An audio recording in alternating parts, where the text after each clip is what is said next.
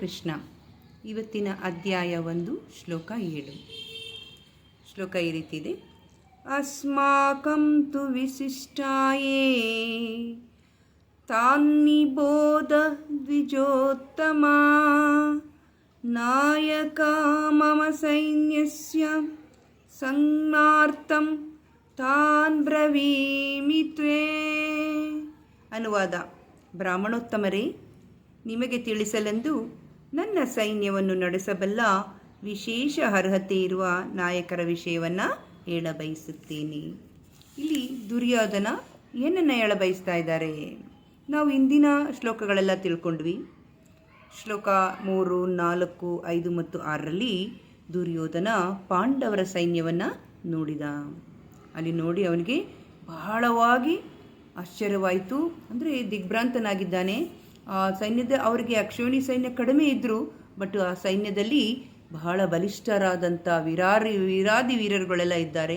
ಅದನ್ನು ನೋಡಿ ದ್ರೋಣಾಚಾರ್ಯರ ಹತ್ರ ಹೋಗಿ ಪ್ರಸ್ತಾಪನೆಯನ್ನು ಮಾಡ್ತಾ ಇದ್ದಾರೆ. ನೋಡಿ, ಪಾಂಡವರ ಸೈನ್ಯ ಯಾವ ರೀತಿ ಇದೆ, ನಿಮ್ಮ ಶಿಷ್ಯರುಗಳು, ನಿಮ್ಮ ಶಿಷ್ಯ ದ್ರುಪದ ಯಾವ ರೀತಿ ಸೈನ್ಯವನ್ನು ಮಾಡಿದ್ದಾನೆ, ಅವರ ಸೈನ್ಯದ ಚತುರಂಗವನ್ನು ನಡೆಸಿದ್ದಾನೆ ಅಂತೇಳಿ ಆ ಸೈನ್ಯ ನೋಡಿ. ಅವರಲ್ಲಿ ಯಾರಿದ್ದಾರೆ? ಕುಂತಿಭೋಜ ಇದ್ದಾರೆ, ಯುಧ ಇದ್ದಾರೆ, ಎಲ್ಲಿ ಯಾರ್ಯಾರೆಲ್ಲ ದೊಡ್ಡ ದೊಡ್ಡ ವೀರರಿದ್ದಾರೆ ಅವರೆಲ್ಲರ ಬಗ್ಗೆ ಹೇಳ್ತಾ ಹೋಗ್ತಾ ಇದ್ರು.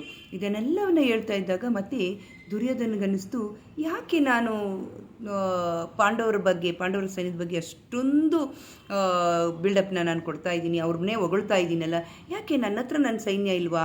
ನನ್ನ ಸೈನ್ಯದ ಬಗ್ಗೆನೂ ಸ್ವಲ್ಪ ಹೇಳೋಣ ತಾಳು ಅಂತ ಹೇಳ್ಬಿಟ್ಟು ಇವತ್ತಿನ ಶ್ಲೋಕದಲ್ಲಿ ತನ್ನ ಸೈನ್ಯದ ಬಗ್ಗೆ, ತನ್ನ ಕುರು ಸೈನ್ಯದ ಬಗ್ಗೆ ಇಲ್ಲಿ ದುರ್ಯೋಧನ ಹತ್ರ ಪ್ರಸ್ತಾವನೆಯನ್ನು ಮಾಡ್ತಾ ಇದ್ದಾರೆ. ಏನಂತ ಹೇಳ್ತಾ ಇದ್ದಾರೆ ದ್ರೋಣಾಚಾರ್ಯರನ್ನು? ಓ ವಿಜಯೋತ್ತಮರೇ, ಬ್ರಾಹ್ಮಣರಲ್ಲಿ ಅತ್ಯುತ್ತಮರೇ, ನನ್ನ ಒಂದು ನಿವೇದನೆ ನೀವು ಅರ್ಥ ಮಾಡ್ಕೊಳ್ಳಿ.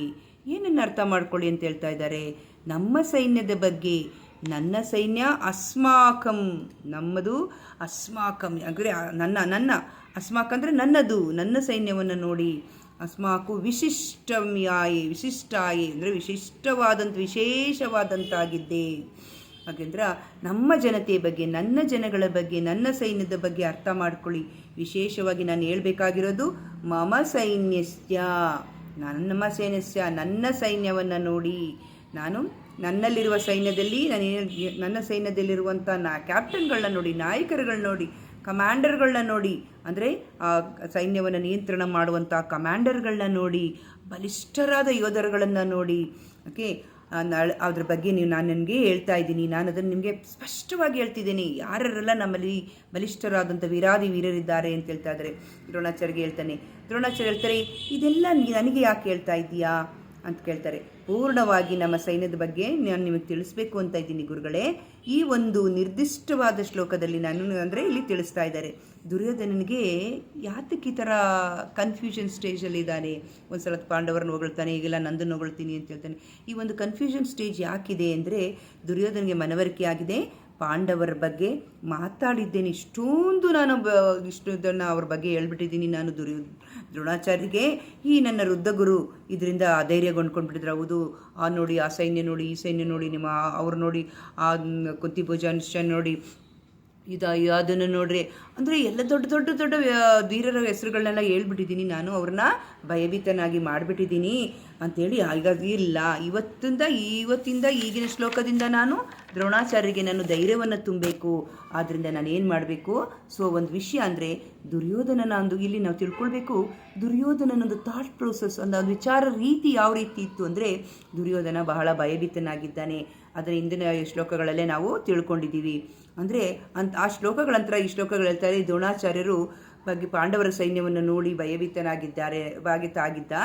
ಈಗ ತನ್ನ ಸೈನ್ಯದ ಬಗ್ಗೆ ನಿರ್ಭಯವಾಗಿ ಸಂಶಯ ಯಾವುದು ಇಲ್ಲದೇನೆ ಅವ್ರಿಗೆ ಹೇಳ್ತಾ ಇದ್ದಾರೆ. ಏನು ಹೇಳ್ತಾ ಇದ್ದಾರೆ? ನನ್ನ ಒಂದು ನಾನು ಏನು ಹೇಳ್ತಾರೆ, ಮಮ ಸೈನ್ಯಸ್ಯ ಸಂಜ್ಞಾರ್ಥಂ ತಾನ್ ಬ್ರವೀಮಿತೆ ಅಂತ ಹೇಳ್ತಾ ಇದ್ದಾರೆ.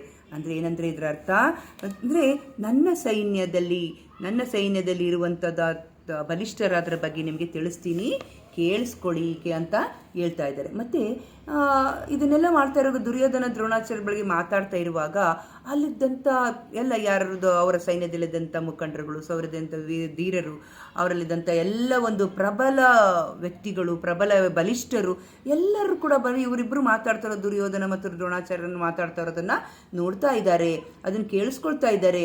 ರಾಜ ಮತ್ತು ಗುರುವಿನ ಮಧ್ಯೆ ಏನಾಗ್ತಾ ಇದೆ ಅಂತ ಅವ್ರಿಗೆಲ್ಲ ಒಂದು ಅಂತಂದ್ಬಿಟ್ಟು ಎಲ್ಲರೂ ನಿಂತ್ಕೊಂಡು ಅದನ್ನು ಅವರು ನೋಡ್ಕೊಳ್ಕೆ ಆಲಿಸ್ತಾ ಇದ್ದಾರೆ. ದುರ್ಯೋಧನನ ಒಂದು ಋಣಾತ್ಮಕವಾದಂಥ ಪ್ರತಿಕ್ರಿಯೆ ಏನಾದರೂ ನಾವೆಲ್ಲ ಇದ್ದೀವಿ, ನಮ್ಮ ಮುಖಂಡರುಗಳು, ನಮ್ಮ ಸೈನ್ಯಗಳು ಸರಿಯಾಗಿದೆ ಇಲ್ಲ ಅಂತ ಏನಾರು ದ್ರೋಣಾಚಾರ್ಯ ಕಂಪ್ಲೇಂಟ್ ಮಾಡ್ತಾ ಇದ್ದಾನ, ಏನು ಹೇಳ್ತಾ ಇರ್ಬೋದು ಅಂತ ಅವರು ಕೇಳಿಸ್ಕೊಳ್ತಾ ಇದ್ದಾರೆ. ಅಂದರೆ ಪಾಂಡವರ ಶಕ್ತಿಯ ಬಗ್ಗೆ, ಅಂದರೆ ಇಲ್ಲಿ ಹಿಂದೆಲ್ಲ ಕೇಳಿಸ್ಕೊಂಡಿದ್ರು, ಪಾಂಡವರ ಶಕ್ತಿ ಬಗ್ಗೆ ಎಲ್ಲ ಹೇಳಿದ್ದನ್ನೆಲ್ಲ ಕೂಡ ಅವರು ಅದನ್ನು ಕೇಳಿಸ್ಕೊಂಡಿದ್ರು. ಇಲ್ಲಿ ಏನು ಒಂದು ಪ್ರಮುಖವಾದಂಥ ವಿಷಯನ ನಾವು ತಿಳ್ಕೊಳ್ಬೋದು ಅಂದರೆ, ದ್ರೋಣಾಚಾರ್ಯರು ದುರ್ಯೋಧನ ಅಂದರೆ ಇಲ್ಲಿ ಏನು ಹೇಳ್ತಾ ಇದ್ದಾರೆ, ಯಾತಕ್ಕೆ ದ್ರೋಣಾಚಾರ್ಯರ ಬಗ್ಗೆ, ಪಾಂಡವರ ಬಗ್ಗೆ, ಕೌರವರ ಸೈನ್ಯದ ಬಗ್ಗೆ ಹೇಳ್ತಾ ಇದ್ದಾನೆ ದುರ್ಯೋಧನ ಅಂತಂದರೆ, ಹಿಂದೆ ಎಲ್ಲ ಪಾಂಡವರ ಸೈನ್ಯದ ಬಗ್ಗೆ ಹೇಳಿ ಭಯಭೀತವನ್ನು ಗೊಳಿಸಿದ್ದ. ಆದರೆ ಇಲ್ಲ, ಈಗ ನಾನು ಅದೆಲ್ಲ ಹೇಳ್ಬಿಟ್ಟೇನಾಗಿದೆ, ದ್ರೋಣಾಚಾರ್ಯರು ಭಯಗೊಂಡಿದ್ದಾರೆ, ಆಗ ಆಗಬಾರ್ದು. ಹಾಗೂ ಕೂಡ ಹೇಳ್ತಿದ್ದಾರೆ, ನೀವು ಅವರು ಪಾಂಡವರ ಹತ್ರ ತುಂಬ ಸೈನ್ಯ ಇದೆ, ತುಂಬ ಇದೆಲ್ಲ ಶಕ್ತಿಶಾಲಿಗಳಿದ್ದಾರೆ ಅಂತ ನೀವು ಧೈರ್ಯಗೆಡ್ಬೋದು, ಆದರೂ ಏನೂ ಇಲ್ಲ, ನೀವೇನು ಅದ್ರ ಮುಖಾಂತರ ಅವಾಗ ಏನು ಮಾಡ್ತಾರೆ, ಈ ರೀತಿ ಹೇಳ್ಬಿಟ್ಟು ನೀವು ಅವರ ಆ ಸೈನ್ಯ ನೋಡಿ ಎದುರುಬಿಟ್ಟಿದ್ದೀರಾ, ನೋಡಿ ನನ್ನ ಹತ್ರನೂ ದೊಡ್ಡ ದೊಡ್ಡ ದೊಡ್ಡ ವೀರೆಲ್ಲ ಇದ್ದಾರೆ, ಅದರಿಂದ ನೀವು ಅವರೆಲ್ಲ ಅದರೆಲ್ಲ ಯುದ್ಧ ಮಾಡಿ ಖಂಡಿತವಾಗಿ ನಾವು ಜಯವನ್ನು ಪಡ್ಕೊಳ್ತೀವಿ, ನೀವು ಯುದ್ಧ ಮಾಡಿ ಈ ಥರ ಏನು ಹೆದರಬೇಕಾಗಿಲ್ಲ ಅಂತೇಳಿ ಅವರು ಒಳಗಿರುವಂಥ ಕ್ರೋಧವನ್ನು ಹೆಚ್ಚಿಸಲು ಪ್ರಯತ್ನವನ್ನು ಮಾಡ್ತಾ ಇದ್ದಾನೆ. ಅಂದರೆ ಇಲ್ಲಿ ಏನಾಗ್ತದೆ ಅಂದರೆ, ಇಲ್ಲಿ ಪ್ರಮುಖವಾದಂಥದ್ದು ಏನಂದ್ರೆ ಈ ಶ್ಲೋಕದಲ್ಲಿ ಹೇಳಿದ್ದಾರೆ ಅಂದರೆ, ನೀವು ಯುದ್ಧ ಮಾಡಿ ಪರವಾಗಿಲ್ಲ ಗುರುಗಳೇ, ನೀವು ಯುದ್ಧ ಮಾಡದೇ ಇದ್ರೂ ಪರವಾಗಿಲ್ಲ, ನಿಮ್ಮ ಭಾವನೆಗಳು ಪಾಂಡವರ ಕಡೆಗಿದ್ರೂ ಪರವಾಗಿಲ್ಲ, ಓಕೆ, ಏನೇ ಆದರೂ ನಾವೇ ಜಲಶಾಲಿ ಆಗ್ತೀವಿ, ನೀವು ಏನು ಗೆಲ್ದಿದ್ರೂ ಕೂಡ ನಾವೇ ಜಲಶಾಲಿ ಆಗ್ತೀವಿ. ಯಾಕೆಂದರೆ ನನ್ನ ಹತ್ರ ಅತಿರಥ ಮಹಾರಥರುಗಳೆಲ್ಲ ಇದ್ದಾರೆ, ನೋಡಿ ಇವರೆಲ್ಲ ಇದ್ದಾರೆ, ಅವರನ್ನು ಅಂದರೆ ಇಲ್ಲಿ ನೋಡ್ಬೋದು ಒಂದು ಡಿಪ್ಲೊಮ್ಯಾಟಿಕ್ ಅಂತ ಹೇಳ್ತೀವಿ, ಒಂದು ನಿಪುಣತೆಯನ್ನು, ಒಂದು ರಾಜತಾಂತ್ರಿಕ ನಿಪುಣತೆಯನ್ನು ನಾವಿಲ್ಲಿ ನೋಡ್ಬೋದು. ಯಾವ ರೀತಿ ತನ್ನ ಜನರನ್ನು ಇಲ್ಲಿ ಹುರಿದುಂಬಿಸಿ, ಯಾಕೆಂದ್ರೆ ಅವರೆಲ್ಲ ನೋಡ್ತಾ ಇದ್ದಾರೆ, ನೋಡಿಬಿಟ್ರೆ ಅವ್ರಿಗೆ ಅಯ್ಯೋ ಅವ್ರಿಗೆಲ್ಲ ಇಲ್ಲ, ನಾವು ಗೆಲ್ಲಕ್ಕಾಗಲ್ಲ ಅಂದರೆ ಅವ್ರೇನಾಗುತ್ತೆ, ಶಕ್ತಿಗುಂದುತ್ತೆ. ಏನಪ್ಪ ನಮ್ಮ ರಾಜ ನಮ್ಮ ಮೇಲೆ ನಂಬಿಕೆ ಇಲ್ಲ, ನಮ್ಮ ಕೈಲಿ ಆಗಲ್ವೇನೋ ಅಂತೇಳಿ ಅವರು ಕೂಡ ಯುದ್ಧದಲ್ಲಿ ಅಸಮರ್ಥತೆಯನ್ನು ತೋರ್ಬೋದು. ಆದರೆ ಇಲ್ಲಿ ಏನು ಹೇಳ್ತಾ ಇದ್ದಾನೆ, ಅವರೆಲ್ಲ ನೋಡ್ತಾ ಇದ್ದಾರೆ ಅಂತ ಗೊತ್ತಾಯಿತು, ಹಾಗೆ ಏನು ಮಾಡ್ಕೊಳ್ತಾನೆ, ತನ್ನ ಒಂದು ವ್ಯಾವಹಾರಿಕವನ್ನು, ತನ್ನ ಡೀಲ್ನ ಏನು ಮಾಡ್ತಾನೆ, ಮಾತಾಡೋ ರೀತಿಯನ್ನು ಬದಲಾಯಿಸ್ಕೊತಾನೆ. ದ್ರೋಣಾಚಾರ್ಯರೇ, ನೀವು ಯುದ್ಧ ಮಾಡಿದ್ರು ಪರವಾಗಿಲ್ಲ, ನೀವು ನನ್ನ ಹತ್ರ ಇಂಥ ಅತಿರಥ ಮಹಾರಥರಿದ್ದಾರೆ, ಎಲ್ಲ ವೀರರಿದ್ದಾರೆ ಯಾಕಂತ ಹೇಳಿ ಅವರೆಲ್ಲರೂ ಅಷ್ಟೇ, ಇವರೆಲ್ಲ ಸಾಕು ನನಗೆ ಜಯವನ್ನು ತಂದು ಕೊಡ್ತಾರೆ ಅಂತ ಹೇಳ್ತಾ ಇದ್ದಾರೆ. ಅಂದರೆ ಈ ಶ್ಲೋಕದಿಂದ ನಾವೇನು ಅನ್ಕೊಳ್ತಿದ್ವಿ ಎಲ್ಲರೂ ಕೂಡ, ಅಂದರೆ ಇಲ್ಲಿ ನಾಯಕತ್ವದಲ್ಲಿ ದುರ್ಯೋಧನ ನಾಯಕತ್ವ ನೋಡ್ಬೋದು. ಅಂದರೆ ಎಲ್ಲರೂ ಒಂದಲ್ಲ ಒಂದು ರೀತಿಯಲ್ಲಿ ನಾಯಕತ್ವವನ್ನು ಅಂದ್ಕೊಂಡಿರ್ತೀವಿ.